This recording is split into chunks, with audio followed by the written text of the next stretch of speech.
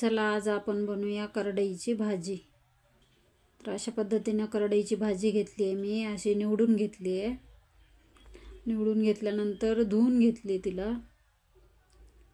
कापून घेतली। अशा पद्धतीने धुतल्यानंतर कापून ताटामध्ये काढून घेतलेली आहे। इकडे काही लसूण कापून, काही ठेचून आणि मिरच्या कापून घेतलेल्या आहेत। मीठ घेतलं, कढईमध्ये तेल टाकलं, दाण्याचा कूट पण घेतलाय आणि तेलामध्ये कापलेला लसूण, ठेचलेला जिरं आणि लसूण ठेचलेला होता तो पण टाकला।